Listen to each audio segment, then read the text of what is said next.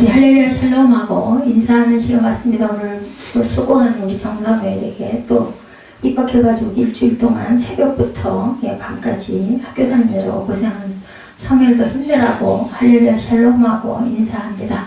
할렐루야 샬롬 샬롬 샬롬 샬롬 샬롬 샬롬. 하나님 사랑합니다. 주 안에서 여러분 사랑하고 축복합니다. 오늘 참과 거짓이라는 말씀이죠. 하나냐가 어떻게 됐어요? 마지막 날, 일곱째 날에 죽었더라 나오는 부분이 끝나는 28장의 끝이죠. 선지자 하나냐가 그 해 일곱째 달에 죽었더라. 하나냐 더 프리펙트 다이다고 나왔습니다. 제목을 그냥 그렇게 올려봤습니다.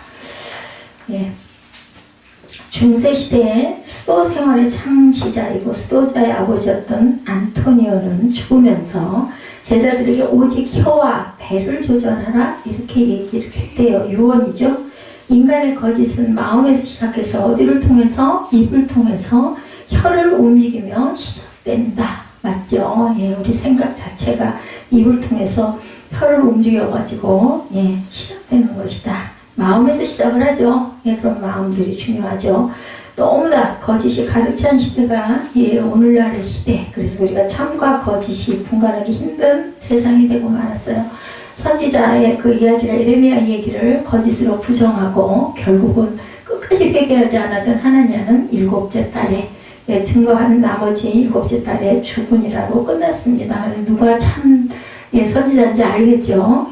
예레미야가 참 선지자고 하나냐는 거짓 선지자였기 때문에 입술로 고백한 대로 죽게 됩니다. 끝까지 회개하지 않아서. 자, 오늘 예레미야 23장에서 참과 거짓에 대해서 계속해서 말씀하고 있습니다.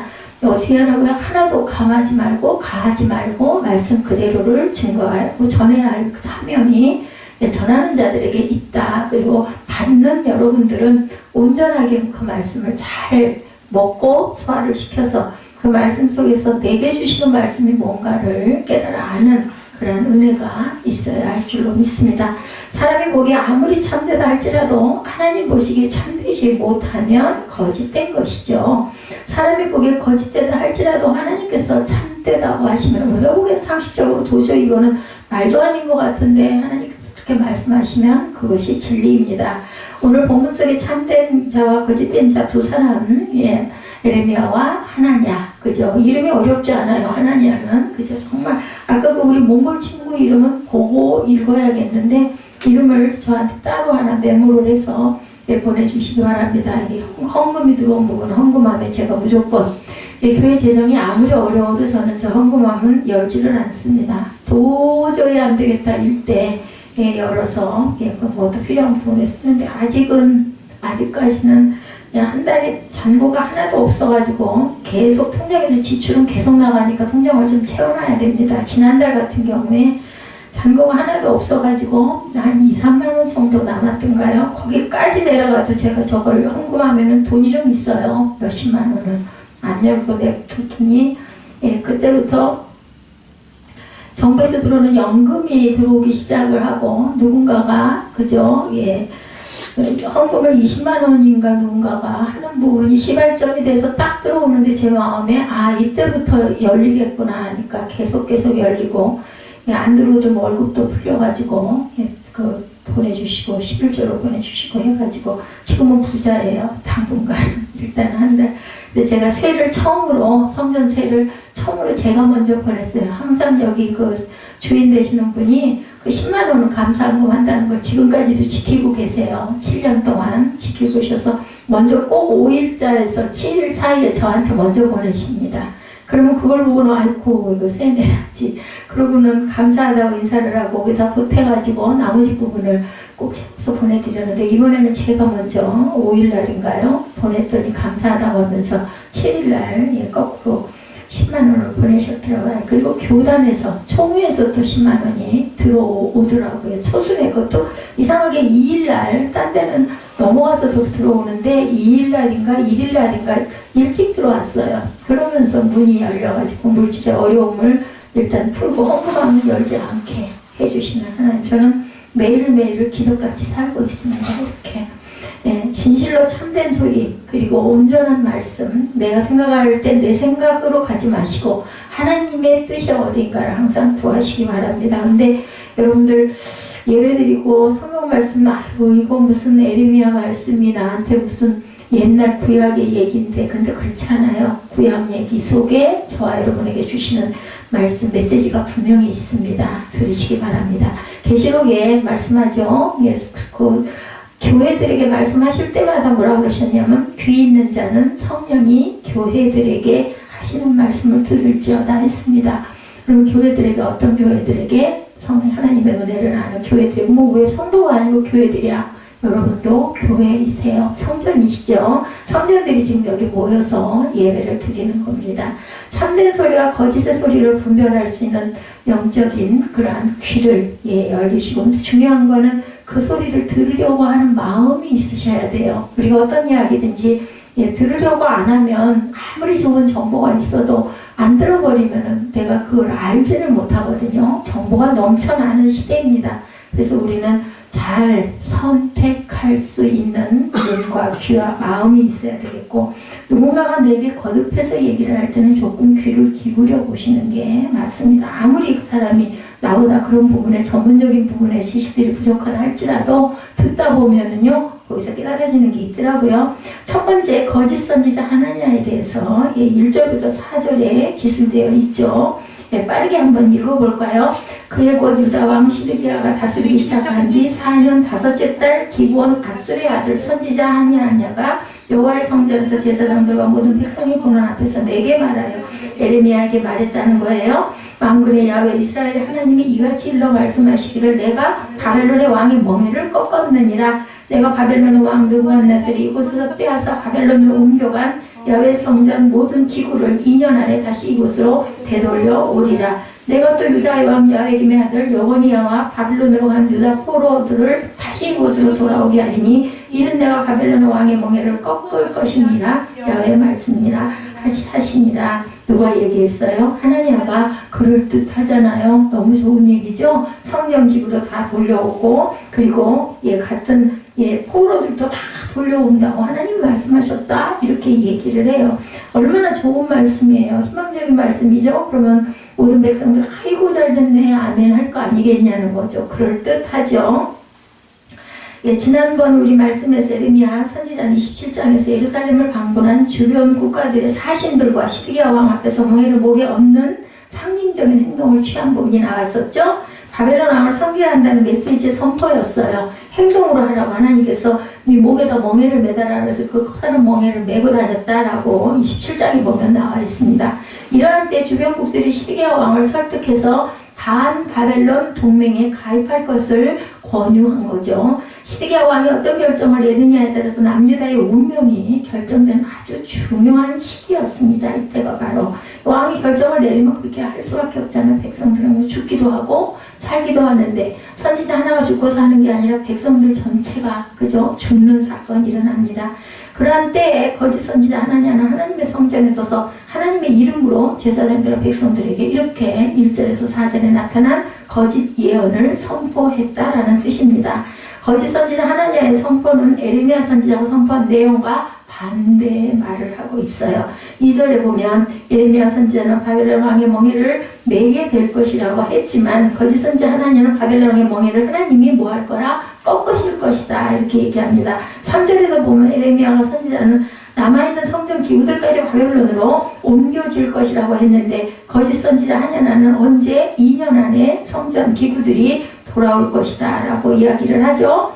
4절에도 거짓 선지자 하나냐는 포로로 잡혀갔던 여거니야 왕과 바벨론으로 잡혀간 포로들이 돌아올 것이다 이렇게 거짓 예언을 합니다.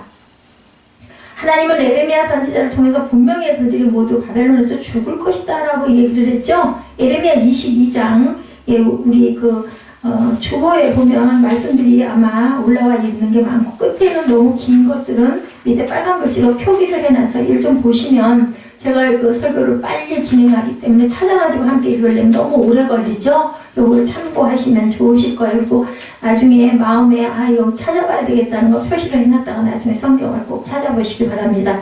에레미야 22장 24절에서 27절에 말씀하죠. 야훼 말씀이니라 나의 삶으로 맹세하노니 유다 왕 야훼김의 아들 고니아가 나의 오른손에 인장반지를 할지라도 내가 빼서 내 생명을 찾는 자의 손과 내가 두려워하는 자의 손 곧 바벨론의 왕 느부갓네살의 손과 갈대아인의 손에 줄 것이라. 내가 너와 너를 낳은 어머니를 너희가 나지 아니한 다른 지방으로 쫓아내리니 너희가 거기서 죽으리라. 그들이 그들의 마음에 돌아오기를 사모하는 땅에 돌아오지 못하리라고 예레미야가 분명히 얘기를 했습니다. 거짓 선지자 하나냐는 모든 면에서 예레미야 예언과 반대되는 예언을 지금 하고 있다. 거기 주목해야 할 것은 거짓 선지자 하나냐가 예언을 선포하면서 누구의 이름으로? 야훼 이름으로. 이 무서운 얘기, 이거 정말 싫은 내용이죠. 예레미야 22장 24절에서 27절은 다 죽을 거고 못 돌아오리라고 그랬는데 하나냐는 뭐라 그래요? 돌아오리라. 그리고 이것은 누구의 이름으로? 여호와의 이름으로. 이렇게 선포하니까 백성들은 그 말이 달콤하니까 옳은 것 같으니 그 말이 사실이다라고 생각을 합니다. 그래서 예레미야를 죽이려고 하죠. 다시 말해서 거짓 선지자 하나냐는 자신이 하나님께 직접 받은 계시처럼 전했다라는 거예요. 더욱 거짓 선지자 하나냐는 2년 안에라는 아직 기한까지 정해놓고 전에 그 마지막 천년왕국이 뭐 몇 년에 다미선교회인가 그 생각이 납니다. 아주 딱 날짜까지 시간까지 얘기를 해도 결국 아무 일도 일어나지 않았죠. 예, 자신의 예언에. 근데 그 시와 때는 누구만 아신다고요? 아들이신 성자도 아닌 하나님만 아신다고 분명히 말씀하셨는데 어디에? 성경에. 그렇기 때문에 날짜 시간까지 얘기를 했다면 그건 옳은 말이 아니다라고 일단 의심을 하고 들었어야 되는 거죠. 하나님은 예레미야 선지자를 통해서 분명하게 바벨론 왕을 7년 동안 섬기게 될 것이다 라고 말씀을 했죠. 예레미야 25장 11절입니다. 이 모든 땅이 폐허가 되어 놀랄 일이 될 것이며 이 민족들은 7년 동안 바벨론의 왕을 섬기리라. 예, 나타나 있죠. 25장 11절 제가 올려놨을 겁니다. 거짓 선지자 하나냐의 말을 들은 당시 사람들에게 상당한 지지를 얻었겠죠. 얼마나 듣기 좋은 말이냐고요. 제가 말씀드린 것처럼 2년 안에 바벨론이 멸망한다느니 바벨론이 얼마나 원수 같았겠어요. 이렇게 괴롭히고 그죠? 그랬는데 거짓말이 정말 듣기 좋은 말 뭐라 그래요? 사탕 발림 이런 얘기 우리들 많이 합니다. 뭐 성경에서가 아니고 설교할 때가 아니라 세상 사람들도 그런 얘기하죠. 달콤한 감언 미설 사탕 발림의 말을 한다는 얘기. 달콤함은 일단은 잠깐 의심해 봐야 된다. 너무나 좋은 얘기는 잠깐 의심을 해봐야 됩니다. 예, 거짓말이 얼마나 또한 설득력이 강한지 모르죠. 예, 먼지가 있는 것을 더 잘 묻기 마련이듯이 거짓의 영의 역사는 거짓된 마음과 생각 속으로 예, 더 강하게 역사하고 아주 찰딱 달라붙어 아주 새겨집니다.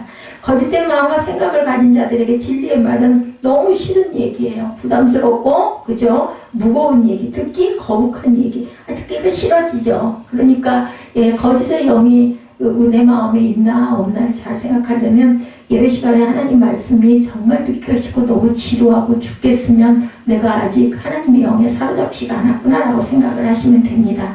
예수님이 이 땅에 오셔서 진리의 말씀만 전하자 종교 지도자들은 듣기가 너무나 거북하고 부당하게 여겨져가지고 결국은 예수님을 십자가에서 돌아가시게 하죠. 그렇다면 참된 것과 거짓의 기준은 어디 있나 우리 한번 찾아보죠. 사람의 도덕의 기준이 아니라 하나님의 기준이다. 그 하나님의 기준은 바로 어디? 말씀이죠. 성경입니다. 하나님과 거짓 선지자라는 것은 하나님께 받은 말씀이 아님에도 불구하고 하나님께 받은 것처럼 전했기 때문에 거짓된 것이죠.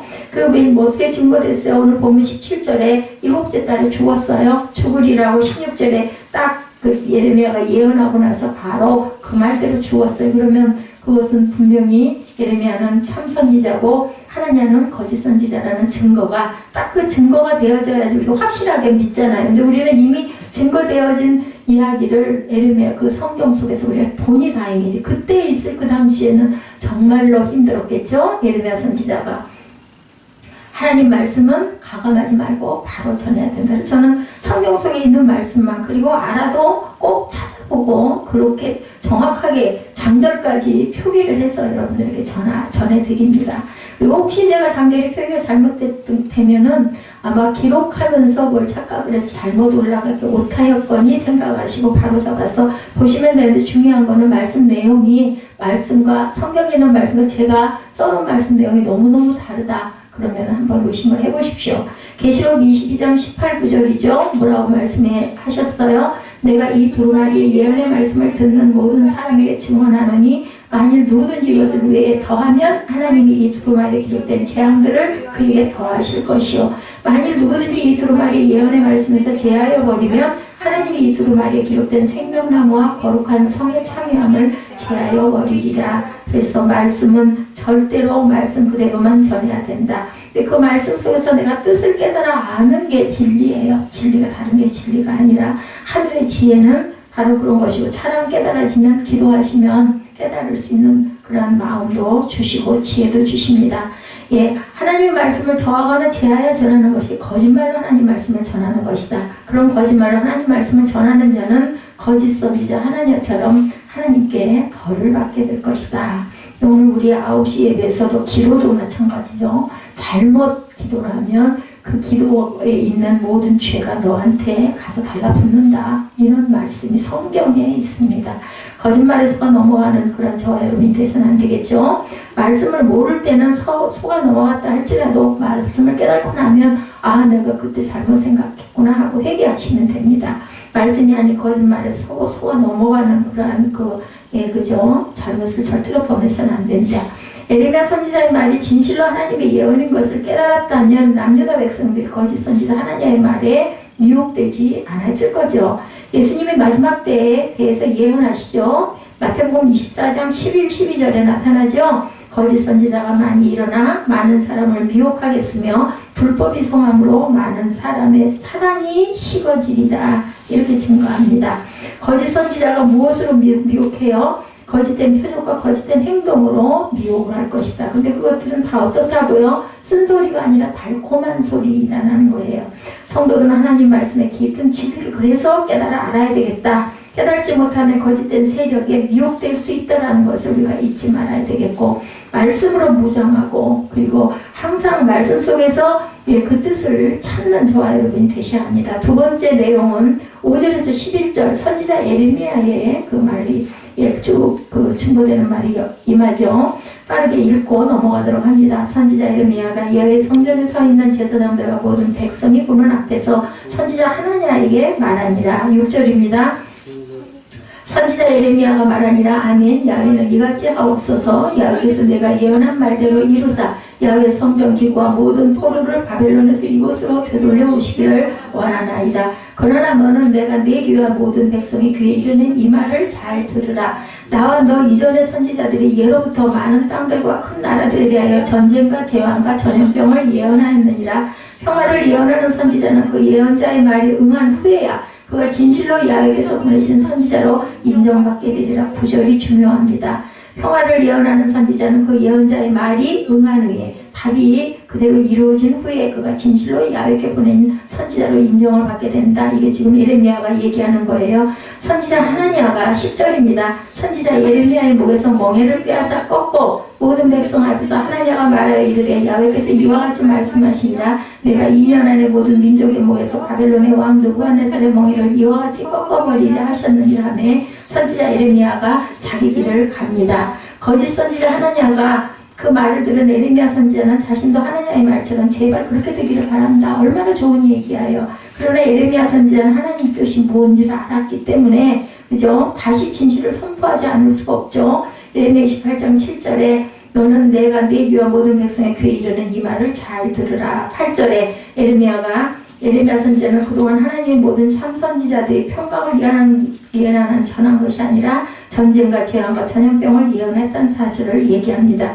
이것은 곧 이러한 예언은 예레미야 자신만이 한 것이 아니라 하나님의 선지자들이 예언했다. 나만이 아니라 하나님은 그동안 이사야, 아모스, 호세아, 미가 등을 통해서 죄를 지적하면서 하나님의 심판을 계속 예언한 부분들이 나옵니다. 그렇기 때문에 남유다에 대한 하나님의 뜻은 하나님가 예언한 것처럼 평강과 안전이 아니라 하나님의 선지자들이 예언한 것처럼 죄악에 대한 심판이다. 이렇게 증거를 하는 거예요. 그래서 우리 법에서 심판을 할 때 뭘 보고 해요? 법전을 보고 하죠. 거기다 증거를 합니다. 이 사람은 몇 장, 몇 절, 몇 조에 의해서 이 죄가 성립된다 아니면은 그렇지 않다 이런 얘기를 하는 것처럼 지금 예레미야 선지자도 예전에 예언자들도 다 똑같이 나처럼 이렇게 예언을 했다라는 이야기입니다.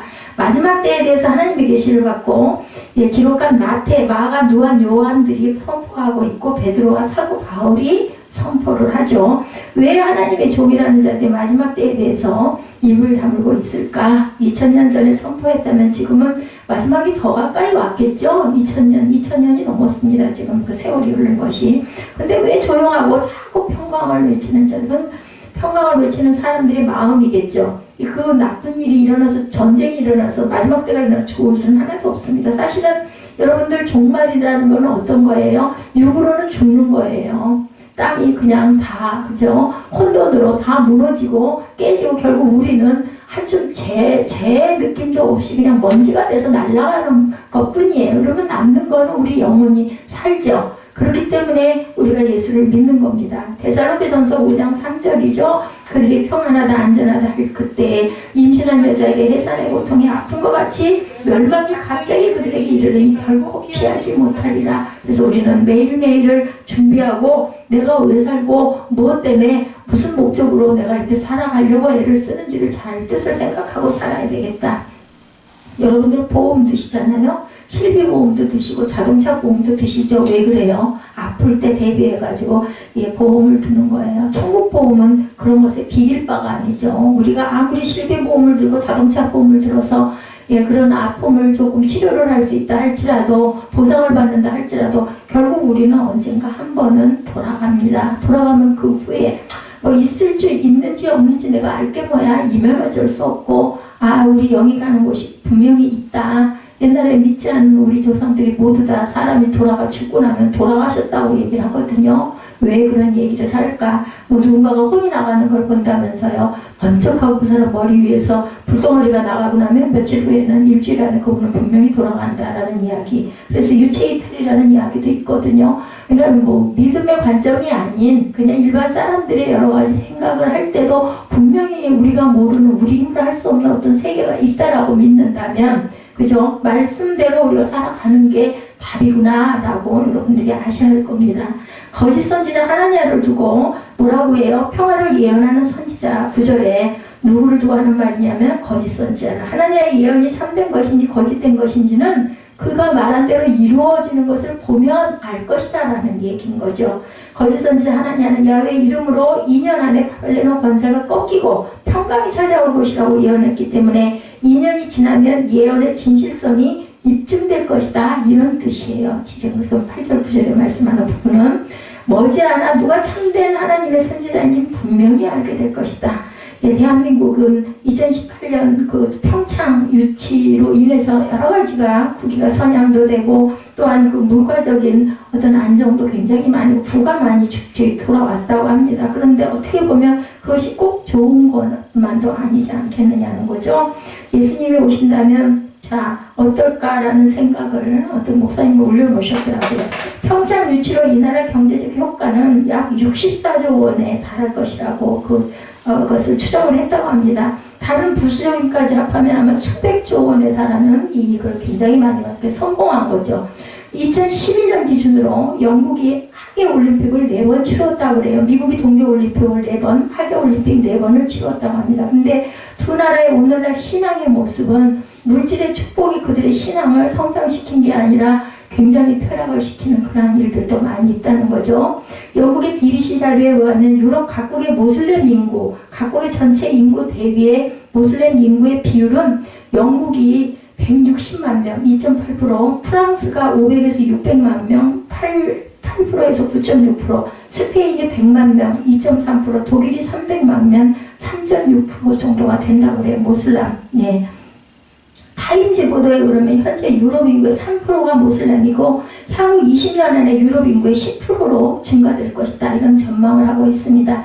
2011년 통계라면 지금 엄청나게 불어났겠죠. 우리나라에까지 지금 침투가 된 거 여러분들 아시죠? 이슬람 인구를 확대하는 것은 유럽만이 아니라 전 세계적으로 이슬람 인구들이 이렇게 엄청난 그런 확장을 하고 있습니다. 예루살렘 히브리 대학의 역사학자 라파엘 교수의 통계 자료에 따르면 최근 10년 동안에 프랑스와 영국 시민들이 약 10만 명이 모슬렘으로 개종을 했다라는 이야기도 통계도 나와 있습니다. 유럽은 전통적으로 다양성을 추구하고 타문화권을 수용하는데 유연성을 지니고 있기 때문에 이런 문화적 배경으로 인해서 이슬람 종교는 그쪽으로 개종하는 그 유럽인들도 굉장히 많이 증가하고 있다고 해요. 또 뉴스워크지 국제판 그 보면 보도에 따르면 영국 클라이더 시의회는 최근 사용하지 않은 감리교회 건물을 이슬람 사원으로 변경할 수 있도록 승인도 했다고 그러죠. 이민의 증가도 약 300개가 넘는 이슬람 공동체가 집회 장소를 지속적으로 요구했기 때문에 허가가 되었다라고 합니다. 현재 영국 교회의 10분의 1, 1600곳 이상이 사용되고 있다고 해요. 이슬람 그 성전으로. 그리고 체코 전체 교회 중에 200곳이 매매될 예정이거나 훼손된 상태에 있고, 이외에도 독일을 비롯한 유럽 각국의 교회 건물들은 다른 용도로 변경이 되거나 이슬람 사원으로 바뀌는 사례들이 계속 늘어나고 있다고 합니다. 미국도 경제가 무너지고 있는 반면에 신앙도 곳곳에서 무너져가고 있고, 이슬람 종교로 개종한 67%가 기독교인이라는 통계가 나와 있기도 하다고 합니다. 올림픽이 경제적인 부의 가치를 높였는데 그들의 신앙은 거꾸로 가고 있다는 것. 우리나라도 88 올림픽 이후로 경제가 굉장히 성장했죠. 근데 기독교적 신앙은 88년 이후로 계속 하락되고 있습니다.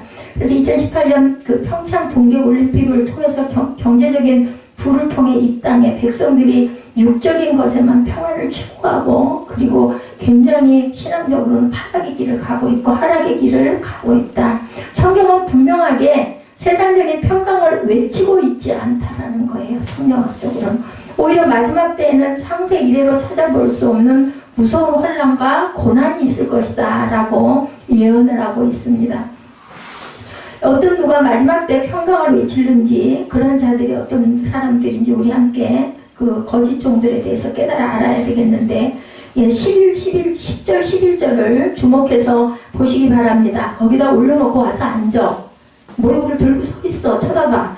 에레미야 선지자 말을 들은 거짓 선지자 하나냐는 자신의 예언이 참되다는 것을 인식시키기 위해서 과격한 행동을 취하였는데, 에레미야 목에서 멍에를 빼앗아 꺾으며 다시 자신의 예언을 선포합니다. 사무엘에서 그 유아실에다가 집어넣어놔야지, 목욕실에다 넣어놔. 내부가 뜨뜻해서 좋지가 않으니까. 그리고 오늘 본문 1절에 보면 시드기야 왕이 다스린 지 4년 5달이다 이렇게 말씀하고 있습니다. 에레미야 선지자는 자신의 목에 멍에를 4년 동안 메고 다녔다는 것을 우리가 알 수가 있겠죠. 그러나 하나님의 뜻을 모르는 무죄한 백성들이 깨닫기를 바라는 마음으로 자신의 불편을 감수했다는 거죠. 근데 그런 멍에를 거짓 선지자 하나냐가 꺾어버린 거예요. 저기 에레미야 선지자 목에 맺던 멍에를 꺾어버리고, 에레미야 선지자의 불편은 제거됐죠. 그렇게 꺾어줬기 때문에. 그런데 거짓 선지자 하나냐는 하나님께 정면으로 도전하는 행위를 저지르고 맙니다. 11절 끝을 보면 선지자 에레미야가 자기의 길을 어떻게 했어요? 떠나죠. 에레미야 선지자는 거짓 선지자 하나냐의 무죄한 행동에 별다른 행동을 취하지 않고 조용히 자리를 떠났다. 논쟁하지 않았다는 거예요. 성경에도 나와 있어요. 그죠? 권하다가 안 되면 발에 먼지도 털고 일어나 떠나라고 그러죠. 떠나야 됩니다. 거기 같이 있어서는 안 돼요. 거짓된 자들을 내가 깨우치려는 논쟁을 하지 않는 게 옳은 거죠. 타이르고 훈련 같이 얘기를 해줘야 되겠지만 도저히 안 되겠다 하면 성경에 증거합니다. 디도서 3장 10절이죠. 이단에 속한 사람을 한두 번 홍기한 후에 멀리하라. 요한복음 요한 2서 1장 10절에도 누구든지 이 교훈을 가지지 않고 너에게 나아가거든 그들 집에 두지도 말고 인사도 하지 말라고 그랬어요. 길게 얘기하다 보면 내가 잘못하면 그 논쟁에 내가 휘말려 들어가고 설득을 당할 수도 있기 때문에 안 되겠다 하면은 제가 틀리지 않았네요. 신학교 시절에 누군가가 너무 거기서 뭐 엄청난 그러한 그 예배가 있다고 그러고 뭐 은혜가 너무 넘친다고 같은 신학교 학생 동기가 계속해서 문자를 보내고 그래서 제가 잘 안 가는데 그 한 번을 거기를 따라갔었어요. 찾아서 뭐 길도 잘 모르니까 잘 못 가는데 일산이길래 거기를 찾아갈 수 있을 것 같길래 찾아가가지고 정말 그 성전 지하에 딱 들어갔는데 앉는 순간부터 제가 한 1분 2분 앉아 있었나요? 와, 뭐 그때는 왜 그렇게 민감했을까요? 지금은 그렇지 않을 것 같은데 못 앉아 있겠더라고요. 눈 감고 앉아서 기도를 하는데 그래서 그냥 두 말도 안 하고 슬그머니 일어나가지고는 진짜 걸음만 날 살려라 하고는 그 운전도 못하는 사람이 얼마나 헐레벌떡 나를 공고한 하고가 거기 전도사로 뭐 사역을 하는지 밖에서 막 이렇게 안내하고 그러는데 그 붙들까봐 살짝 내다보니까 없더라고요. 잠깐. 그래서 진짜 정말로 걸음만 날 살려라 하고는 차를 타고 그냥 왕 하고 오는데 뒤에서 막 불러요. 쫓아나와가지고. 그래서 아이고 내가 그 사이 차 타기 너무 잘하지 저를 어떡할 거예요. 근데 그 순간은 진짜 정말 꽁지가 빠지도록 도망을 와가지고 지금도 잊질 않아요. 그 새하늘교회 거기다 갔다가 차를 무조건 갖다 들이세고는 오면서 뭐라고 하고 왔냐면 아이고 더러워 아이고 더러워.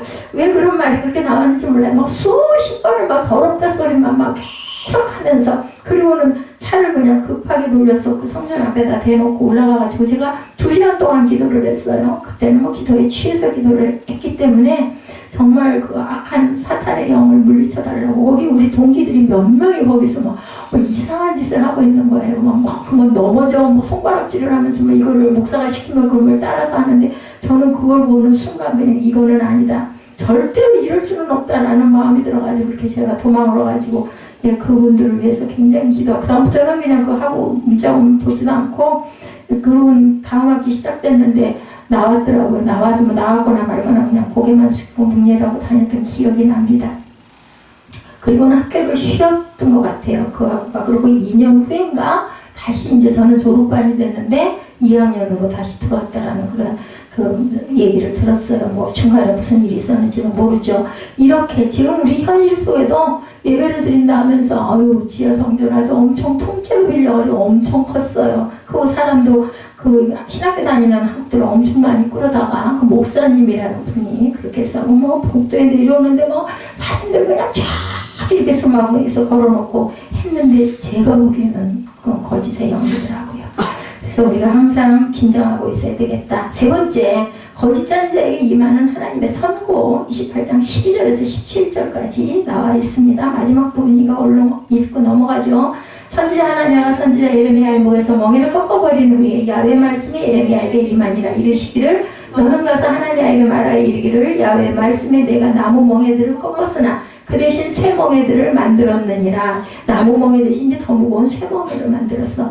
만군의 야훼 이스라엘 하나님께서 이와 같이 말씀하시니라. 내가 쇠멍에로 이 모든 나라의 목에 메워 바벨론의 왕 느부갓네살을 섬기게 하였으니 그들이 그를 섬기리라. 내가 들짐승도 그들에게 주었느니라 하라. 선지자 예레미야가 선지자 하나냐에게 이르되 하나냐여 들으라. 야훼께서 너를 보내지 아니하셨거늘 내가 이 백성에게 거짓을 믿게 하는도다. 그러므로 야훼께서 이와 같이 말씀하시되 내가 너를 지면에서 제하리니 내가 야훼께 표역한 말을 하였습니다. 내가 금년에 죽으리라 하셨느니라 하더니 선지자 하나냐가 그의 7째 달에 죽었더라. 자, 증거가 나왔죠. 예, 하나냐는 거짓 선지자, 예레미야는 참 선지자입니다. 거짓된 자가 비록 하나님의 뜻을 무시하고 없애버린다 할지라도 하나님은 자신의 뜻을 누구를 통해서든 행해 가신다라는 거.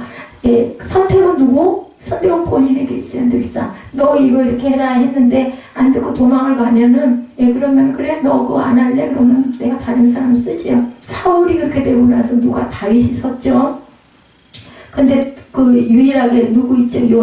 요나는 도망갔는데 다시 예, 뭐 했기 때문에 뱃속에서 회개했잖아요. 다시는 안 그러겠다. 그래서 다시 물고기 뱃속에서 토해져가지고 결국은 니느웨 성에 가서 외치죠. 그렇게 하시기도 합니다. 왜냐하면 회개했기 때문에. 아니면 제하여버립니다.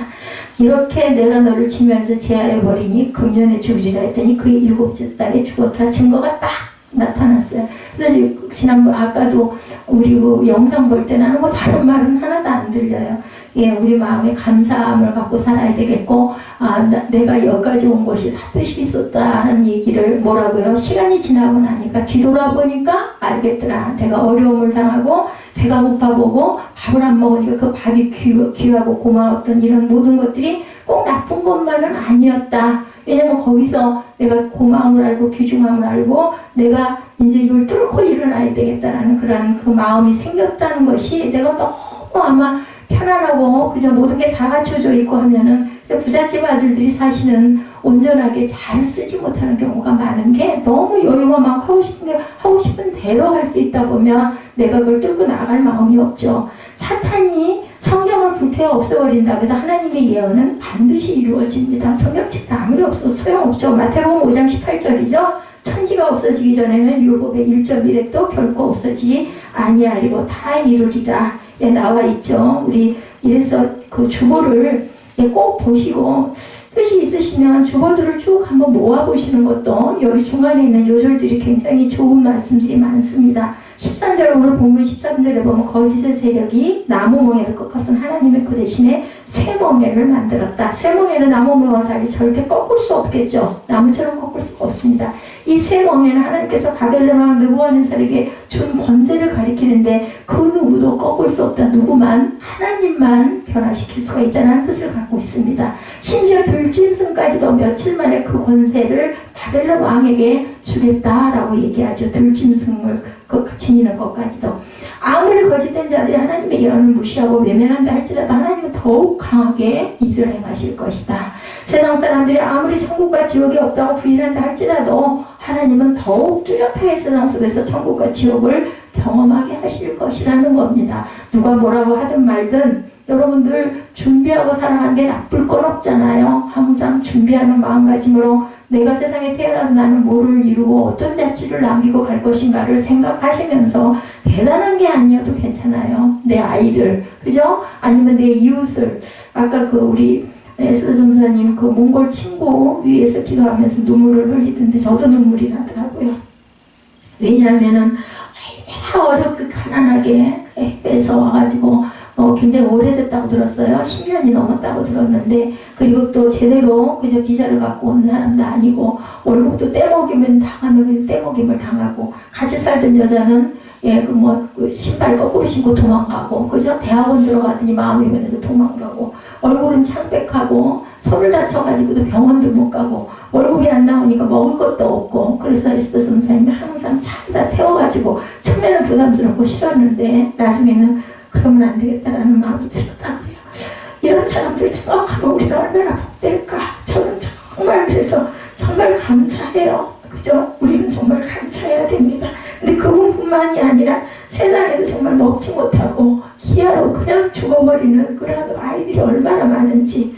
그러니까 성경 말씀이 그대로 이루어지고 있어요. 저는 며칠 전에 그 창밖의 시야가 정말 볼 수도 없게 먼지로, 그런 혼탁한 창밖을 누가 그런 표현을 했대. 안개 같다고, 안개 낀 것 같다고.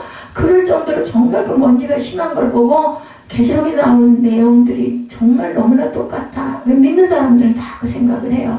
이 징조가 사람이 만든 것들이죠. 결국은 너무나 공예스러운 것들을 많이 조장해서 인 건데, 그 세상이, 땅이, 하늘이 그렇게 변해갈 것이라고 얘기를 했거든요. 그렇기 때문에 우리는 우리 마음대로 죽을 수도 살 수도 없잖아요. 살기를 내가 열심히 계획하고 하루하루를 살아가지만, 그랬을 때 우리의 마지막 때는 과연 나는 어떻게 해야 될 것인가를 항상 여러분들 생각하고 살아가시는 저와 여러분 되시기 바랍니다.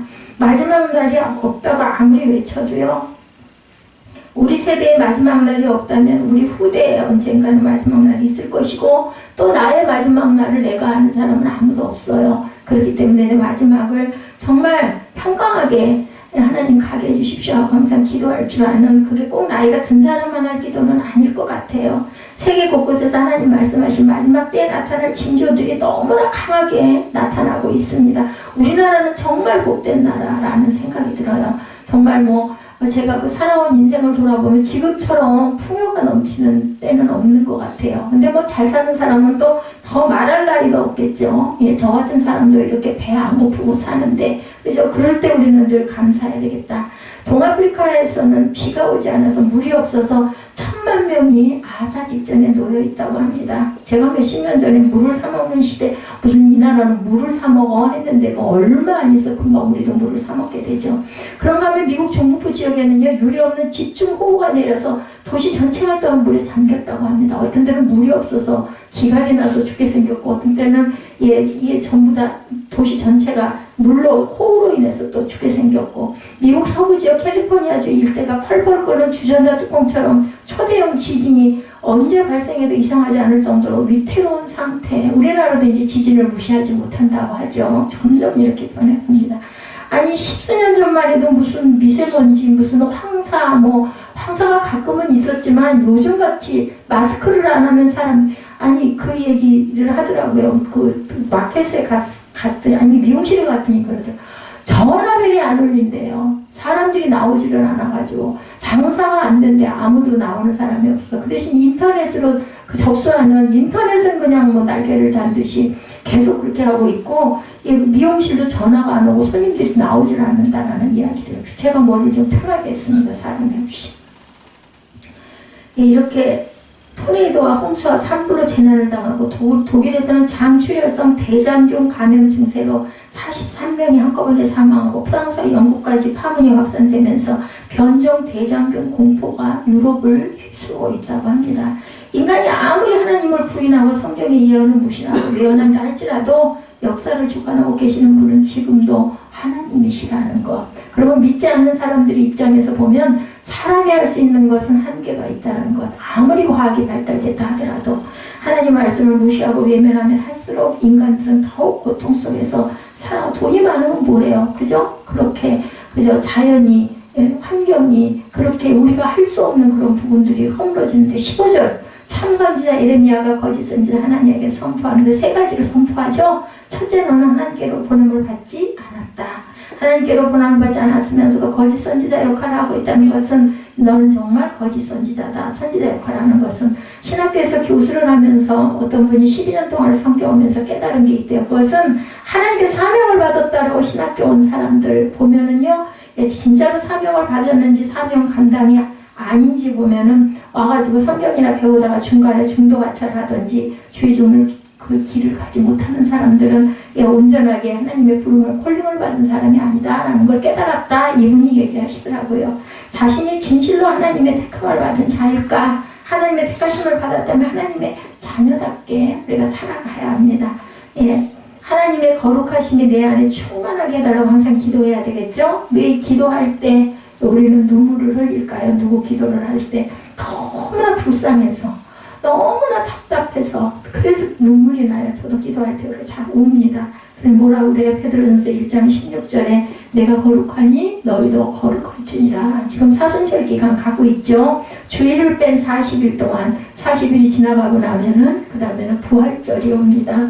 예수님이 40일 동안 돌아가심을 준비하고 겟세마네 동산에서 눈물방울이 핏방울이 되도록 땀방울이 핏방울이 되도록 기도하다 돌아가신 기간 40일 기간 거꾸로 40일을 우리가 지금 그 부활절을 향해서 하루씩 가고 있어요. 뭐 다른 거는 못한다 할지라도 새벽기도 못하고 뭐 거기에 대한 예배를 따로 드리지는 못한다 할지라도 그래서 제가 오늘 말씀을 에스겔 말씀을 우리 함께 같이 교독을 하는 시간을 가졌습니다. 이렇게라도 같이 참여를 하자. 그렇다 할지라도 정말 나를 구원하시기 위해 오신 예수를 여러분들이 믿으신다면 나도 거룩하니 너희도 거룩하라는 말씀을 항상 입술로 고백하시기 바랍니다. 둘째는 야훼 이름으로 전하는 하나냐의 메시지는 모두 다 거짓되다. 거짓 선지자 하나냐는 야훼 이름을 사용하여 거짓말로 백성을 미혹했고 거짓된 소망을 주었죠. 절대로 다 돌아올 것이고 2년 안에 그 집들도 다 예루살렘으로 돌아갈 것이다 라는 거짓을 외쳤습니다. 오늘날 이 시대 하나냐 같은 거짓 종들이 거짓된 소망으로 하나님의 택한 자들을 미혹하고 타락시키고 있다는 것. 예수 믿어 마지막 때 많은 사람이 내 이름으로 와서 이르되 나는 그리스도라 하여 많은 사람을 미혹하리라. 마태복음 24장 5절이죠. 마지막 때 예수 이름을 사용한다고 모두 다 믿어서는 안 된다. 거짓 종들이 점점 더 많아진다라는 걸 절대 잊지 말아야 됩니다. 다른 예수는 2000년 전 고린도 교회와 갈라디아 교회에서도 역사에서 성도들을 미혹하죠.